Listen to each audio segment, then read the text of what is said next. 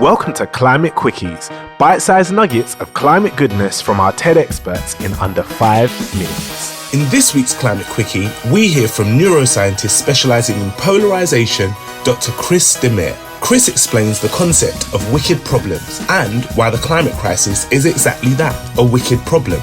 They can cause us to sit in our corners expecting solutions from others, feeling like we have no agency to make change ourselves. Let's head over to Chris to tell us more.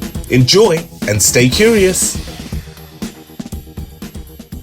So you touched on such an enormous amount of very interesting questions here at the heart of the climate change problem. And the first one is that it's not easy to come up with the right answer at this moment. Mm-hmm.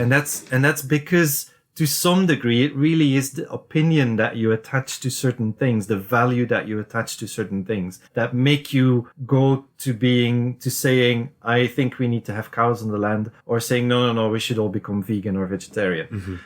And so that's going back to sort of like these brain processes that drive us in either direction. But the main reason why it's not important to say this is the right answer is because climate change is what is called a wicked problem, mm-hmm.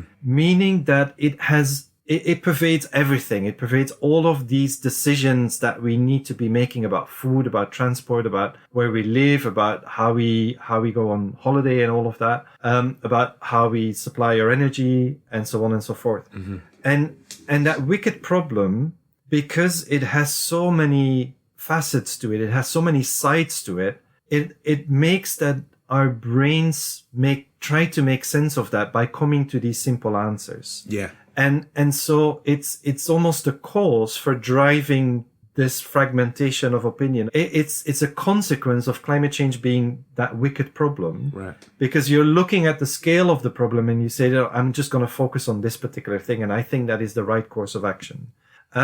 Now, how do you then deal with that? How do you manage those differences of opinion is the other thing that you asked. So you don't just isolate them and say, you cow people go over there and you non-cow people go over there. Yeah. You can work in a way that you say, we know that cows are contributing to greenhouse gas emissions. Uh-huh. We know that we're not growing them in the right way. We're eating too much of them.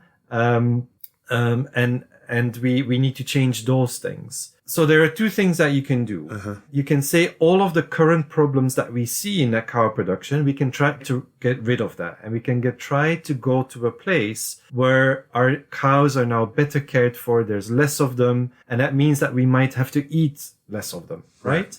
And at the same time, you make a space for those people who say, we think that we should all become vegetarian. And individually, where you want to go as a person, you can say, well, I could be trying to be with the vegetarians, mm-hmm. or if that doesn't work, I can decide to buy only beef from well cared for cows on well cared for land. Okay.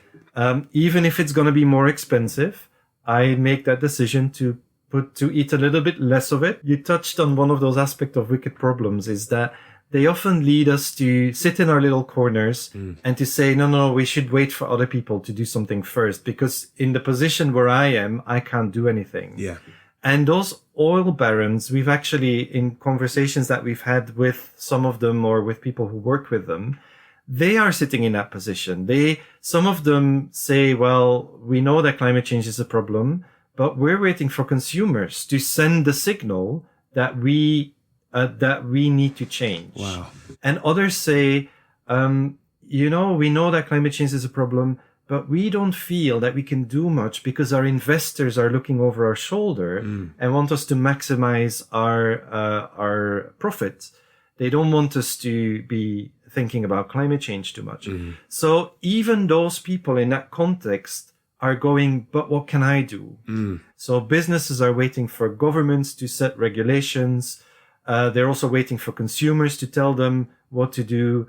Right. Politicians are waiting for citizens to tell them what new regulations to bring in. And citizens are waiting for governments to tell them to take action and to tell them what to do. So we're all sort of just sitting there and waiting and looking, staring at each other and getting really upset for why the idiots on the other side aren't doing what they should be doing. Thanks for listening to this Quickie.